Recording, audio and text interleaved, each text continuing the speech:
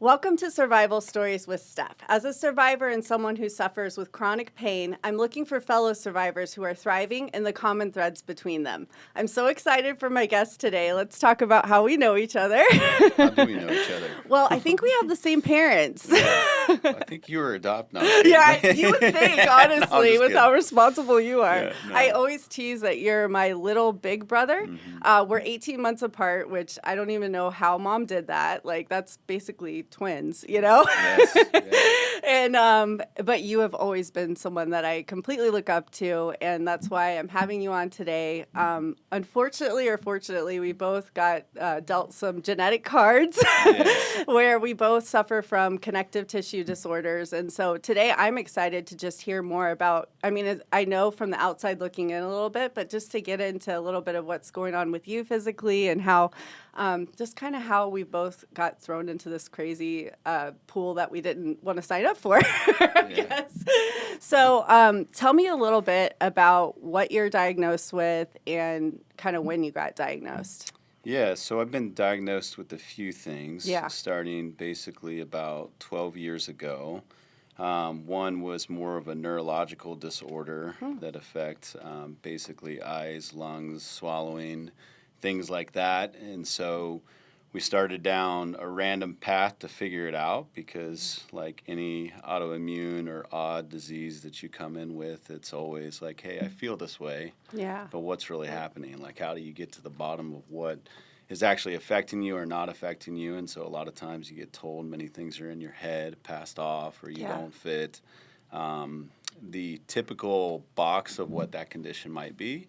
And so through differential diagnosis and some medicine treatment, we diagnosed the one. And then what they did with that is they treated it with some medication. It helped out for a while. It started to where I couldn't chew, swallow, barely breathe, things like that. Got to a very low point to where even the wife had to help spoon feed. It was so bad. But then they actually did an x-ray, found a little thymoma type deal right in front of my heart and basically removed that. And that helped put that condition in remission. But then basically from there, it introduced a bacteria. Was that from the heart surgery? So the heart surgery came later as an emergency. Okay. Due to, in one sense, the surgery helped put in remission this one condition.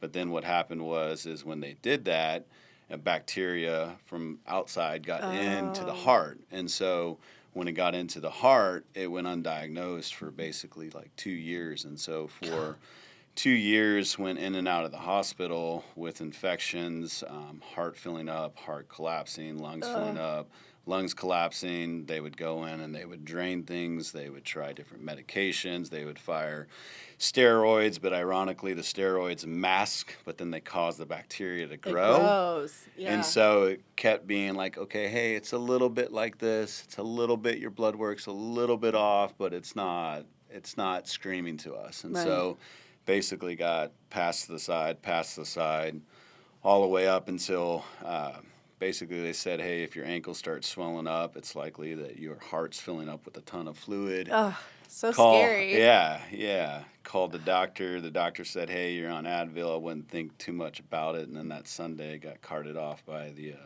emergency services to emergency open heart surgery to basically split me open because the heart was basically tearing itself and constricting itself. And so that basically, went into that. I remember walking into the hospital and seeing you right when you had your open heart surgery, and I was just, that you've just been through so much. It's crazy, and that just broke my heart. And I just to see you today, you've got like this cool scar, and you rock it, and like that's what I'm talking about. How you. Like how you truly inspire me with what I'm going through, and it's such a smaller level than what you've been through, but the fact that you've done it and you just this is going to make me lose it. You've just carried yourself so well, and you never give up, ever. And you have 5 children. Yeah.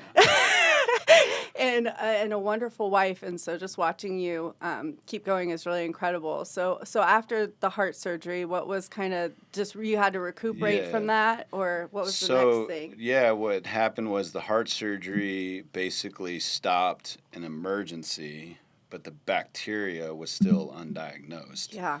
So then for basically the next 2 weeks, I got a couple days of reprieve, but then I went into just a gnarly infection and basically started tanking again. And so all the way up until we had to go to the hospital again, put me back into the emergency room, had to do a lot of invasive procedures to try and figure out what was going on. Pretty much was on death's door that evening, those days, the next day, until basically an internist finally looked at some paperwork from back when they biopsied, like however long ago, when they took out the fluid actually, and said, hey, there's this P. acne bacteria in there, which is like, oh, they just thought it was contaminated, but it wasn't contaminated. It was an infection localized in there. Yeah. And so then he's like, okay, hey, so what we'll do is we'll put you on antibiotics, intravenous. So had to go around with a pack, have that on. And he's basically like, hey, you're going to go through this for like 6-7 months. And on the 6th or 7th month, you're going to finally start to feel a little bit normal. And so went home. Basically, leading up to that point, I couldn't ever sleep. I had to sit vertical. It was like being cut open vertically, just like peeled apart. Such pain. And so, yeah, terrible pain, terrible discomfort, and just packed full of all kinds of medicines. Yeah, so, it which swells you up and swells makes you you feel up. horrible. Yeah, and then all the different take this pain medicine, take that pain medicine, and you're just stuck in like just a The constant pain medicine limbo. like just going around and round and round. And so we're literally almost 6 months into that, finally got like a half asleep, like was able to lay down on the couch. And so then it was like, okay, that's cool. So started to get the sleep back, started to blood work was done every day to check the markers. Day. A nurse would come in and see me, and so after like a certain period, it slows down and it goes a little bit further, and then finally got basically the clear. They pulled that out, went on oral antibiotics, and then I had a season that I was good for a while. I remember then, you started to improve. Yeah, started to improve. And then when our middle set of twins, because we have 2 sets of twins. It's as so you know. crazy. They're so cute. We'll put Yeah, pictures up, so there'll be pictures so people can see. The littles and the middles. Yeah. But the middles were born, and then I started going down just all kinds of very weird symptoms and things that weren't working, things that were tearing, things that were falling apart. And so, I've been through probably high 30-something surgeries, and so I did not know it was that many. Yeah, I kind of lost count, but I think somewhere in the mix it was like up over 34. So, and what they would do is, again, you have a symptom, you have something that's manifesting, and let's go after that. So the doctors would cut something out, spin spikes through it, cut something in, do this. Surgeries never went really well for me, and so each time that would happen, some sort of other infection would come up, some sort of other thing would happen, but they would treat basically the symptom. And a lot of times I was grateful for it when you get the prosthetic joint or you get these bones cut out or things, then I could actually utilize things again and stabilize stuff. But also in hindsight, it's like, gosh, if you would have just figured it out maybe a little bit differently, if our medical system would have been set up a little bit differently, then you'd have an opportunity to try and go after the root cause versus, hey, let's just cut this open, remove this, cut this off. Well, when you have connective tissue disorders like we do, like surgeries are not great. Like they're cutting into all of that, and it has a hard time healing. So that makes so much sense. Was that when you had to pull the spikes out of your hand? So the spikes that I pulled out of my hand, and what you're referring to is when they cut the hand open, and so they took out bones, they put in a prosthetic, and basically what they had to do on this one was take 6-inch spikes and then put it through each of the bones. Like Wolverine. Like Wolverine, they were sticking out. Yeah. And so that was during our wonderful time of COVID. Yeah. And basically, I contracted COVID, and I was past the quarantine time, but this was all like right when the surgery was happening, and I had to get the spikes removed. Yes. And they're like, hey, we won't see you and we're not going to see you for like now this arbitrary date of like 21 days. Whoa. And so I was in such discomfort and pain and irritation, I could tell it was kind of getting infected, that I went into the garage. Might have had a couple margaritas first. This is a Southern boy. We're from Tallahassee. We just do it down and dirty, I guess. Well, you went to the garage. Went to the garage, grabbed a couple tools, landed on vice grips, and basically for an hour and a half went and pulled out and got the first pin out, got the second pin out. Had to have Chelsea, my eldest daughter, and Beth had to help a little bit stabilizing that, but I knew it needed to come out. Yeah. And then I kind of committed, so after I committed... After you committed, it's like, I'm halfway done, they're coming out. Yeah, and it kind of like made sense being in the building world, like... Yeah, you can the figure it out. nails went through this way, I'd look at the x-ray, I'd look here, I'd change my angle, and then I'd be like, okay, yeah, I'll turn it a little bit more. And so that was one of them. That was like the third time this hand has been cut open. So, so the first time, the first doctor just like broke off screws in my hand. Yeah, like, I remember. Butchered it. He put spikes through the side. It got all infected.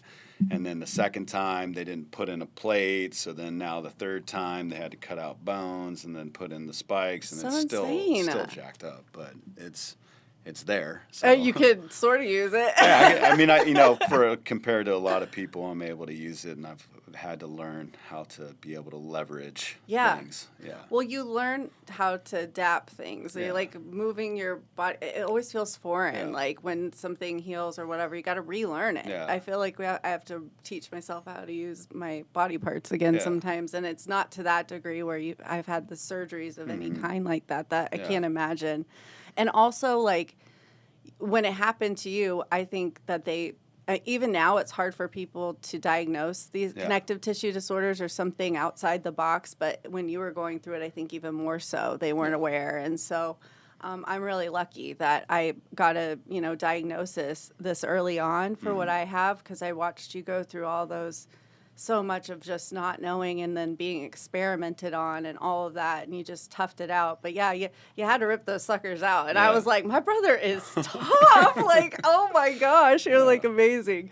So, and the thing about the connective tissue disorder that you have is it actually eats some of the cartilage and things in your body, correct? Like, so that's what was happening with your throat and things? It goes after all soft tissue. Like cartilage, so then your esophagus, your basically your heart, some parts in your head, your ears, just anything that's a soft tissue. And so mine is far more under control now. Yeah. And so it just... We'll get to the good part. He's doing a lot better. I know this sounds really, really dire, but it is. It's real life. Well, and they just, when you don't have a diagnosis, and then when you're kind of stuck in the midst of it all, and then you kind of come under whatever sickness you have, and then you're kind of stuck in this experimental world, and then when you can't get access. At the time, I needed access to medication. I needed the right medication, and no one knew what that medication was because it was a very, very rare disease, and so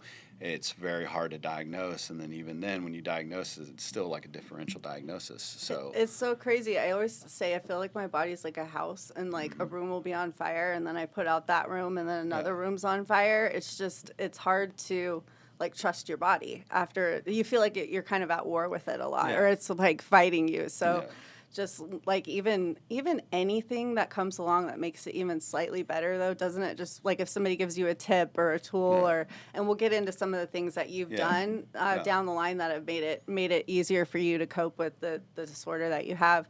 So you went through after the hand spike thing. What was the next thing? Well, it kind of layered before that. They cut out. Well, they first did an orthoscopic on bilateral hips, and then they cut out my hips. And then they cut out my part of my hand, and then they actually tried to fuse some stuff. It didn't work. So then they had to replace the entire joint, and then they had to cut out bone, and then they had to do the same thing on this one. And so they had to continue just to kind of cut different areas out, put in prosthetics. And so after all of those surgeries and other surgeries, we ended up just kind of getting to a point where it was like, okay, hey, we got to stop the surgeries. Yeah, and we got to get to something that can help counteract what's causing the issue at hand and then go that route versus by just like, let's just cut it off and go. Yeah, I mean, and it's not a long-term solution, No, right? no. And I saw things like shift for you when you shifted that a little bit just from the outside in. And so did you have like a doctor who came along and helped give advice that way, or did you just kind of have to figure all that out on your own? Well, at first, the doctor's advice, which I'm adamantly against, was to go on disability, pack up shop, and basically quit at life. And so I can get into that a little bit more later on. But you will get a lot of times the most confusing advice along the way. Depending on what doctor you speak to, you're probably likely speaking to the wrong doctor. Right. And then you typically, most of them won't buy into whatever's going on at first, especially if you show up and you look somewhat normal at the That's moment. the hard part. We look semi-normal on the outside. It's like it's a unseen disorder, underneath the surface. Yeah, so that part of it, I've had to switch many different medical type of providers. Mm-hmm. And so fortunately I got to this one doctor that was a primary, that was an internist, that wasn't even the specialist in the field, that noticed me manifesting certain conditions at the time, and then she went and fought for me. So she fought behind the scenes to the other doctors that were basically very dismissive and didn't even want to like, okay, hey, let's consider this because you don't quite fit all of the boxes. And so she fought for me, and then I got the one doctor who kind of stepped into it a bit with an attitude, a little bit reluctant, but then she at least like started to give me certain medications and certain type of like chemo treatments and biological medicines. Yeah, you went on chemo. Yeah, I went on that for a long time, other medicines, and that basically helped take things and start to change it, but it wasn't overnight, and it was still a horrible battle against that, but it was at least something that would help like try and give some reprieve and make some change and try to tell the body, hey, stop trying to kill yourself. Yeah. Like, chill out. Like, chill out. I'm not at war with you. It's weird when you feel like your own, same team. Your own body is turning on you. It's such a hard situation just to like I mean, what do? You can't run away from your own body, there's so many times I just want to like jump out of my own skin for a day, because it's so crazy. But you got some good help. An internist is who diagnosed me as well, or who first thought of it. So I feel like internists are good. They kind of have the whole picture. One of the things I was experiencing was how compartmentalized healthcare is. So like with our stuff, it may show up like you have a heart issue, right? And so then you got to go see a cardiologist, or it might be whatever it is. You're kind of going to these rheumatologists because you have joint pain. You kind of are segmented, and it's really hard to you really need somebody to take a whole like 30,000-foot view of it and make sure all of those different pieces are working with each other to get you some help, and that's hard in certain healthcare systems. I had to move healthcare systems too, which I think you did too. So that's advice. That's real advice. If you're in a system where you're not getting the right kind of help or support, like change it up, like move on. Don't fight. Don't sit there and have to fight with the doctor, to get care. That's kind of, that will frustrate you.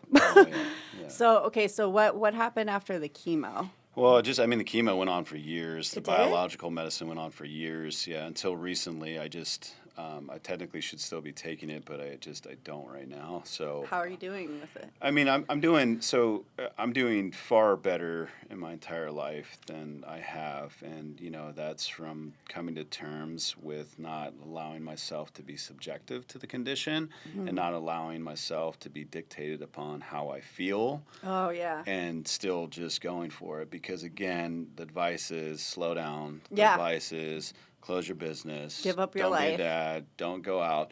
So interesting enough, a lot of the things that exacerbated, so like whether it was heat, temperature change, or doing this, you tend to shy away from. So what I was starting to do is press into that more. And Yeah. so I'd start to even do things like cold plunge, Sauna. start exposing myself, because it's kind of like just like the gym too. If you don't work that out, you're not going to build the strength and endurance. And so I went on it as like a micro level of like, okay, what can I try and repair upon, even though my starting point is like, okay, hey, you can't lift any physical weight anymore, or you can't do this, or I can barely make it out here, I can barely do that.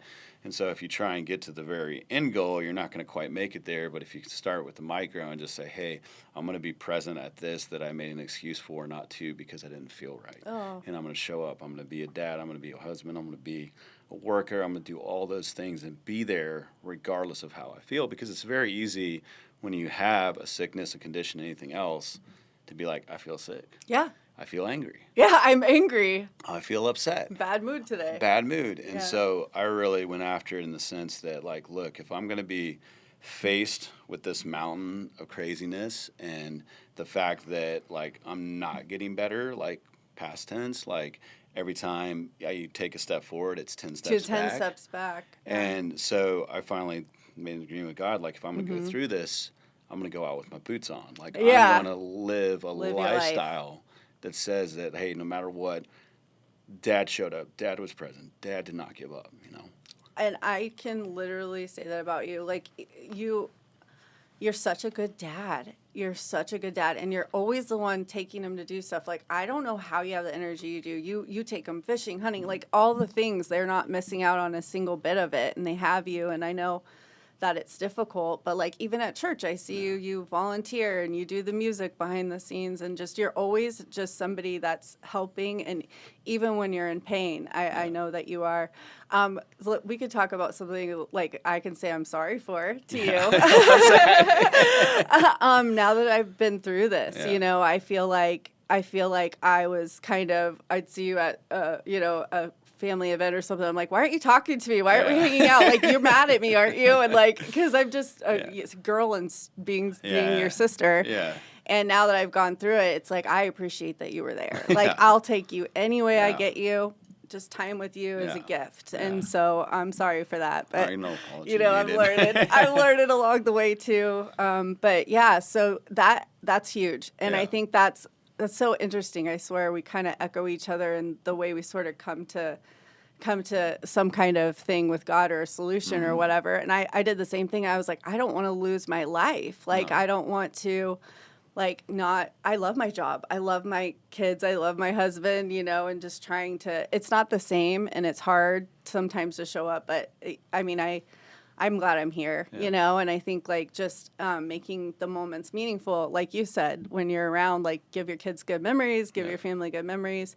So you sort of, and I saw a shift. I saw a shift once you started doing some of those therapies. And so do you feel like how long has that been since you've been doing that? I mean, probably now I'm like a year and a half or so into kind of like almost a little bit more of a natural path type way. And, you know, like not putting myself under like these padded restrictions of going back for it. And it's been painful, but in that pain, I've now forced my body to go through that to now be able to perform again.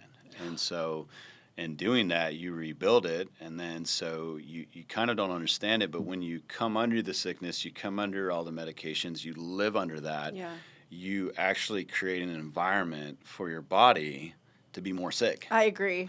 I totally agree with that. So, and it's like, no, let me go push it. Let me push it some more. Now, granted, there's times where you do got to stop. You have to. You do got to reset. Times you got to like do all of that. But the problem is too much of the time we fall under those things and we stay there. Yeah. And we say that I can't. And then when we say I can't, you know, like Grandma said, I can't, never could. Can't, never could. I was about to say, can't, never could. Can't, never could. And so it's like those words have to echo in your mind, and then has to also echo. Like I remember when I first was sick, the man that was there that's like, oh, I'm a shriveled mess. Yeah. I'm like so sick, versus like, like, wait, no, you can go through a hell of a lot more. Pain. Yeah. You can endure a lot. And I can't believe like that. Okay, so I've had babies, right? Yeah. You haven't had a baby. No. I will tell you right now, 1000% the pain that I have gone through with this connective tissue disorder is 10 times worse than even having a baby. Yeah. And I know that's crazy, but it's insane. Yeah. So I will tell you that I know your pain is crazy, you know, and like, but you do learn, what's funny is people will be like, you don't look like you're in pain. Somebody will say, what, when you go in for the pain level, what are you at today? And it's like, it's never below a 7. Like I'm at a 7, but I can do like a marathon at a 7. You know what I mean? Because you just get used to enduring that kind of pain. And I think that other people, they're used to like having to perform pain or perform sick. So they get like, they're used to that. I'm like, I have to perform being healthy. I have to perform being not in pain, which is just really different kind of way to live. But, you get used to it, I think, after a while, like to some degree, or just like, this is sort of like what I have to go through, and then you find, for me, it's about like kind of finding the silver linings in your day and like for always like getting outside, seeing nature, like seeing God's creation, being with people. It helps to kind of keep your spirits up. Well, so you have a very high intense job too. Yeah. So can I just need to share a little bit of how proud I am of you. So I remember when you were 17 years old or 18 years old and you were laying carpet. That's the first job I think you maybe learned in the world, in the building world. And now fast forward to this day, you've built this entire business where you're building multi-million-dollar homes. You're, remodeling them. And I can't even believe some of the homes that you work on. And you've built this huge business and you're doing it all while you're this sick. Yeah. I don't even to me, it's like, I don't even know how you do it. I know that your wife is a huge, we love her. Yeah. I can't even call her my sister-in-law. She's like definitely my sister. And I think definitely my dad's daughter. Like, aren't they funny together? They're funny. I swear she like bosses him around and it's the cutest thing ever. I'm like, I love it. She's the missing piece that we needed in our family, Yeah. And I think that, there's so much to be said about our spouses and having that support. Like, I know I couldn't do it without them. Yeah, like, do you feel like the same way? Yeah, you got to have a backbone. You got to have, a lot of times, like, people don't understand how, like, hard it could be for the spouse. Like, what they have to Way deal harder. with, what they have to endure, what they have to, like, okay, here we go again. Oh, wait, I got to, like, sit here at the hospital. Like, they're traumatized, too. They're so traumatized. So, and then I wanted to make it to where it's like, wait a minute, no, let's shift this. Okay. I can't let myself, because I can have an excuse and raise my hand anytime and be like, I'm sick. Poor me, I have this going on. Therefore, I'm treating you like crap. Therefore, I'm yelling at this person. Therefore, like, whatever it is. And so I've really, I'm not perfect, but I've tried to make it an effort to say, hey, no, I'm not going to hide behind that. Like, I actually got to shift how hard that's pushing, capture that, turn it back around, and reverse it to where with now love. It's like my love, my motivation, my endurance, my ability, like, hey, while I'm here, like, like, tomorrow's not given, these timelines not given, especially when they tell you, hey, your survival rate is X amount of years. Yeah. And they gave you they've given me the that. years. Yeah, and it's gotten better, but it's basically like, okay, hey, you're going to die within this time, and then within this many years, you'll die by that time. And it's like, that's like, at first was very, very toxic thought, and like a thought extremely, of like, let's wind this down, like, okay, what are we going to do? But then, no, it's like, hey, wait a minute, I got to, like, do a lot right now. And so I think that's where the motivation really comes with work, with being a husband, with being a father, being all those things. It's like, look, I'm not going to hide behind this thing, and I'm going to defeat the micro part of it, and wherever the macro lands, it lands, but I'm not going to let it suck my soul. I'm not going to let it suck my business. I'm not going to let it suck my marriage. I'm not going to let it suck my kids, and I'm going to go be a part of those things. And in doing that, like, it's actually like I'm now in some ways, maybe even more motivated Than you would have than been I've before. And Yeah. so, and it's like I take that and I agree. apply that to all parts of my life, and that's one of the benefits of being an entrepreneur. Yeah. And that's kind of like transcends through all aspects of my life, and that's why then at church I'm full send, at being a husband full send, being a dad full send on the boat, full send out in the trees, full send fun. everywhere, because it's like, again, like these are what life is all about, these experiences, these memories, and that I know that whatever I did, I didn't say, oh, I don't feel like I can do that. Yeah. Oh, I can't do that today. And what you then get in return is this experience, this reward, this motivation, and then you layer up your wins to then now, like even back at the gym, I'm getting new. I was not able to lift weights again. I know I'm getting new PRs. You're so you're so fun. I didn't see you for a while, and I was like, "What the heck, Popeye? You got some goods." No, but it's like, again, if you let the body sit and Yeah. not do things, and you don't Gets used to it. condition Yeah. it, you're not going to grow. And so then that's where it's like, well, I couldn't do all these things. And then it's like, well, wait a minute. Like, let me focus on what I can do with it. And then what you can starts with like a little bit, and it gets Tiny so much bit. more. And you can't discredit the little bits. And then, because a lot of times what happens is we just give up. We're like, I tried that. Yeah. I tried the other. And I did. Yeah. And so for many years, we tried so many things.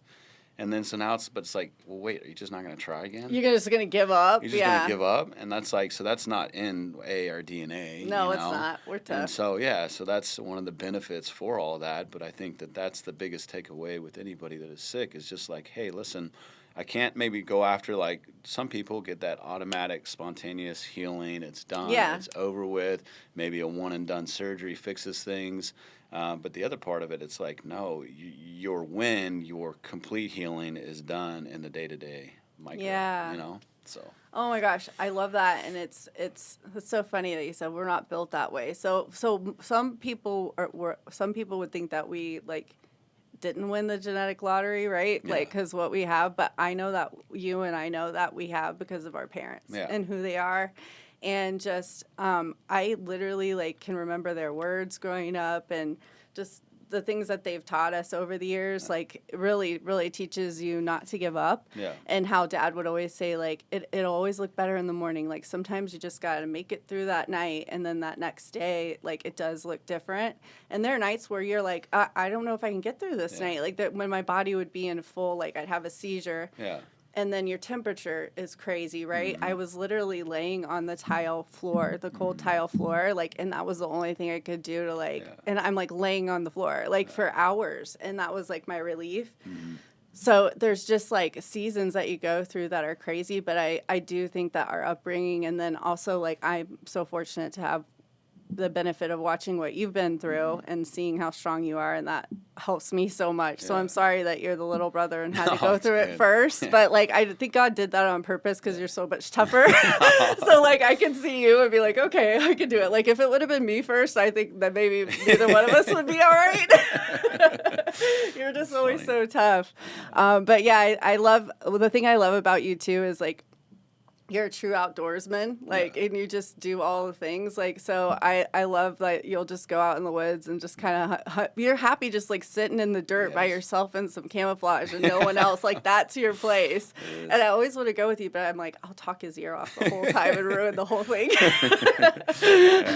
I like to get out and clear my head. I like, and nowadays sometimes it's just a walk, but like there's nothing like either being out on the ocean where you're just charging it and there's no one there and you're just seeing God's creation. You're going, or out in the mountains and the trees and you're just going. And so you get to quiet. You get to quiet everything. And it's like it's important to quiet the noise of life and to just remember like what's going on and be reconnected to that, because so much of the time we're just stuck in this like rat race of life and go. And it's like, well, wait a minute, no.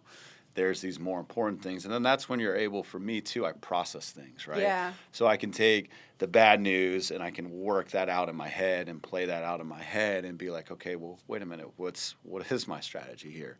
And then wait a minute, no, I'm not cool with this. Like I'm not going to accept this. You know? No. And I've had to tell God that. Like, look, I'm not okay with these part of these results right now. And so like if we're going to have this, I need you to meet me in these parts. And so then that's, again, where it's like, okay, I'm going to go back into the micro and then walk into that day and be happy with what I got to today. And even if it's sometimes having to go back to restart multiple times a day, it's there.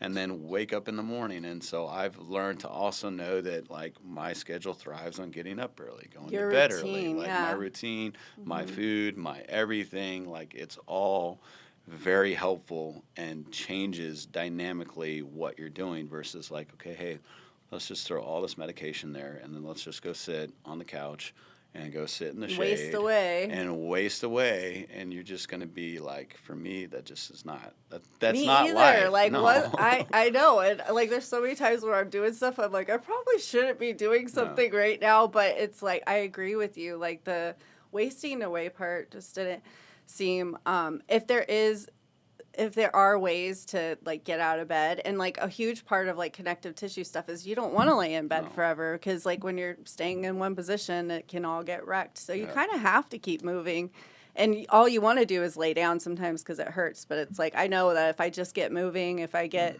you know, now I've been doing hot showers, which I couldn't even tolerate heat for a long time, like you were saying. So I'm kind of, that's like, I'm like working my way up too, you know, because it's just, it's funny how we both are, I feel like, kind of instinctually doing similar things along the way. And that just shows, like, you know, our upbringing. And then we have God to give us advice along the way. So you balance, I mean, nobody can really balance anything. I feel like people who say, I want a work-life balance, like it's kind of always crazy, especially with two sets of twins. But like, what do you feel like helps you guys? So you feel like your routine is the most helpful, and having the right kind of foods, and that's the thing that kind of keeps you going? Yeah, well, like for me, I know that I got to be a husband, I got to be a dad, and I got to be a boss, right?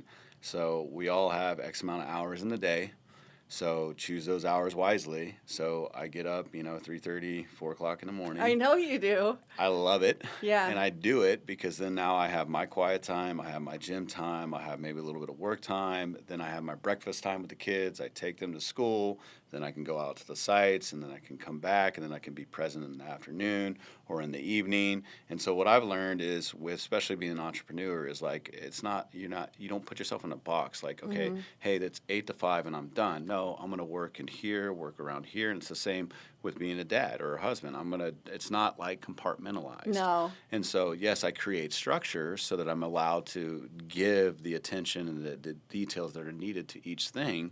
But I've learned, like, wait, I got all these hours. So if I just go sit on the couch and watch 3 hours of TV, I'm not spending that time wisely for me or for my kids or for being a husband or for my work. And so I've learned to not begrudge task. I've learned to not begrudge, like, the dishes, not to begrudge, because it's like, oh wait, no, somebody has to do it, so I'm really good at doing things, so if we both put in our part, it's a lot easier. And sure, we each kind of fall into our systematic thing, but it's like, I could either sit down or, wait a minute, let's get a bunch of steps in today while I'm at it, You've never been a sitter. Like, even before, I've never met anyone like you. You're just and you're not like you would, like, chaotically all over. You're very, like, calm. You just are the most interesting person I've probably ever met in my life, and I just love your personality so much. You're such a special guy. I appreciate that. Like, it's really cool to see you as a dad and see you as a husband, and you've always been such a good brother to me. Like, if something happens, I'm like, Marshall, help, and you're just like, come on, like, get in here, I'm gonna help, like, let's talk it out, it's gonna be all right. You very much, you and Dad have a very similar kind of way about that. I feel like that love from the both of you when stuff happens. That's cool. That's So I appreciate you so much. Appreciate you too. And so staying, trying to about the energy in the day. I always say the thing, like, Andy taught me something very early on. My husband, he was like, you only have so many spoons in a day. Like, picture it as like you have this many spoons, and when you give one away, you don't have it. So just be careful where you give your spoons. But, like, if I give a spoon, I'm so present and so excited to be in that moment. So in a way, everything you're doing is richer and more, just more rewarding in so many ways, like you were saying, like being truly present. Like, before this happened, I wasn't. I know that I wasn't, so it can change you in a good way, I think. at least on that level. Yeah, no, and it has to, and that's the thing about it is you got to let circumstances change you for the better, or you can become the monster. And a lot of times we go through that stages of being a monster. I being was depressed. too. Yeah. I was shocked at how, like, especially when I hit my head. So I had like PTSD, and then I would I wasn't like raging at the kids, or like, I'm not mad at the kids, and I'm not really mad at Andy. It'd be like, oh, I'm having to get ready and I'm in so much pain and I got to get out the door and do this work thing. And so I'd just be like stomping around, you know, and just like unhappy, like, but in the house can feel that energy instead of like, and I didn't really realize how bad that can affect people. And then when I did, it changed, it shifted in my mind. It's like just, you know, just being aware of your family and how hard it is for them too, like you said, and how traumatic it is for them too. Like, and just the interruption in their day or their life, or like you could think as a husband and wife, like, we're going to go do this today and this is going to be so fun. And then boom, it's out the door, you know, we got to scratch it. And they just have to go, okay, you know, and roll with it. But I know, I see like the love between you two and how your relationship, I think, is even over the years gotten so much even deeper. You know, how old were you when you guys got together? You're super young. Let's see, I think I was 24 and she was 22. So we've been married, 20 years. So going on 21 years. That's awesome. Yeah. Thank you so much for bringing her into our family. I always worried about that growing up because I have two brothers. I was like, I really hope they don't meet some girl that I don't like, and then I'm going to be stuck dealing with them the rest of my life. And now I'm like, whoa, I won. I jackpot with both of them. Rosia's amazing too. We jackpotted with Andy. Andy's a good dude. I don't know. Thank God. Yeah. You guys. But I felt like for the first time in my life, like all the guys in my family, when they met him and saw what kind of man he was, you guys are just like, you know that about him and you give him that credit, and it's really cool. Like you can see it. Like when times like this where they're having to like bathe you and do your hair every morning and all that, it's like that's not fake love. That's like somebody really showing up for you. Yeah. For better or worse. No, he's always had that. That man's got the patience. Like, I'm like, dude, give me some of that. You're like, I know how she is. I grew up with her, so you have the most patience. I was so gnarly growing up. So gnarly for you. Funny. It was all over the place. Like, one of these days it'll get easier. Oh, that's funny. Yeah. You're ruthless. No, in a good way, too. Oh, I'm sad. It was tough. Well, we were so close in age, I think, too. It's like, and now I think it creates for such a great friendship. But like when you're little, you're that close in age. It's kind of weird, you know. Like, but it was fun. You'd tease me back though. You'd get me back. You'd be like, "Hey, let's shoot this BB gun," or like dare me to shoot my foot with it, and I shoot myself in the foot with it. Like, you name it. You were always getting me with like those crazy like pranks, but I'm gullible, so it's good. You're like, I can get it over on her. Well, like siblings, especially siblings in Tallahassee, Florida, growing up, we were like the wild boys from Peter Pan is kind of how I feel like we grew up, just barefoot, running around in the dirt. It was kind of fun, though. It was fun. And, I mean, we let our kids run around a little crazy, too. I think that makes for well-rounded adults one day. Yes. Yeah. Oh my man! Well, I love you so much, and so what? Give me a little snapshot of what it's like right now today in your life, just so we can full circle. Right now is like full circle is just like I think the biggest thing is like I'm not gonna let again the way I feel, the manifestation of what might still be falling apart. I'm not gonna let that dictate to me what I'm going to do. Right. I'm gonna continue to dream and think that I'm gonna do more and more and more, and it's just this pledge that like, look, I'm gonna keep my boots on no matter what I do. Yeah. And so like I really just want people to understand that who are faced with that, it's just you're gonna go through these phases, but the quicker you can get out of the phase of self-pity, bitterness, resentment, like woe is me, anger, all of that, and you can say, okay, hey, wait, no. Let me shift my perspective. I am not dead. No. Like Beth and I's joke was like, but did you die? Did you die? But did you die? Says that. Yes. So, but did you die? No, you're here. And that's what she say too. As long as you have breath, it doesn't matter what it's going to be, you're going to be here. And so I've gone on the reverse of that too. Like I'm going to in my age and with what you could say could be different disabilities or handicaps, like I'm going to go out and make a show happen. Like I'm going to go out and get stronger. I'm going to go out and be better. I'm going to go continue to raise my business. I'm going to go continue to pour 100% in with my kids. I'm going to continue to go on wild adventures. We're going to catch massive tuna this summer. like I'm going to go so do excited. it. You We're know? catching some tuna. Yeah. So like that is like I can't let things fall back, because what would happen is like, wait, no, this blood work, like for a little while there, my blood work kind of came all the way back clear. And I was like, this is the first time it came back clear. Then I went again, and then it was back not good again. And so for a minute, like like for a while there, it'd be a long time you'd be in your head. But like, I was like, wait, you know what? I don't care about any of it.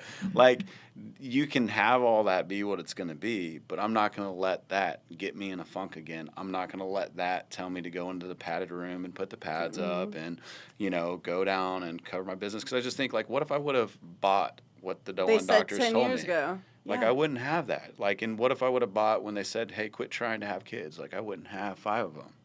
Yeah, so it's that is a whole thing too. Yeah. That you have your children. Yeah. And a lot of people, honestly, I was so proud of you, because, like, a lot of people might tell you, "Hey, you're sick. Why would you go and keep having kids?" Like, which is such an insensitive comment. Yeah. But I'm sure you got it, and it's like, even from well-meaning people that love you, and it's like, wait a minute, you don't understand. Like, this is why I'm gonna do it. Yeah. Like, I have, you know how people have bucket lists? Yeah. I made a look forward to list, like right when I got sick, like right away. And I was, pretty soon. And I was just like, these are the things that I want to look forward to. And one day I'm going to get to do some of them. So like slowly I'm crossing some things off, and, feeling like I could get on a plane maybe this year, which would be huge because like every time I would fly, my whole thing would just go crazy. I tried flying twice, and that was not fun. I mean, I don't know. I'm sure you experienced similar stuff. You do. No, you experience all that stuff. And I remember when I'd go and do those things, and you would feel terrible, and you would get set back. But then now it's like, no, I'm going to go struggle through it, and I'm going to go try and then what is it that's triggering my body? Let me go see if I can condition it in the meantime. And it's the same thing. Like, you got to stretch it. You got to push yourself, and you got to keep going with it. And then it's like, okay, well, what are the things that can help me feel better in the way that it can be? And it's a constant, like, trial and error. But then it's also, like, simplifying to know that, like, hey, I know that if I go to bed super late, if I want to go drink a bunch of alcohol, I'm going to feel like absolute crap. Yeah, if you try and drink a lot of alcohol with what we have, like, you're hungover that night. It doesn't even, it's not even worth it, because you don't even get, like, till the next day. And it's not even a bunch of alcohol. No, it's like 3 drinks, and I'm totally, like, everything goes crazy. But I think, I mean, it's funny. Well, you know me, I'll be honest, I wasn't like the most disciplined person before this happened. So I feel like it's in a way forced me to get up early. It forced me to have a totally different like lifestyle than I would have had before. And so a lot of it's like just leaning into it and be like, it's okay. It's different. It doesn't have to be bad. It can actually be good. Like, in a lot of ways. Yeah.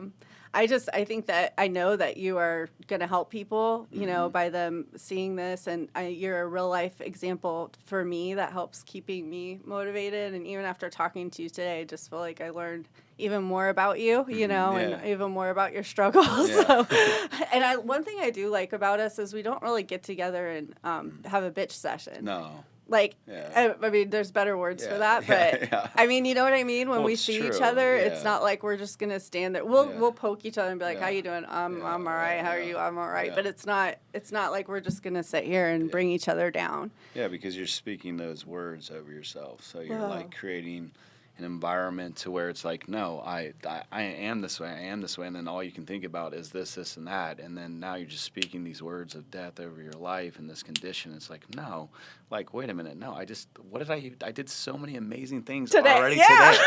Like, why am I focusing on this one simple thing? And then you're telling your brain, like, I'm not going to give attention to you at all right now. Like, Yes. go away.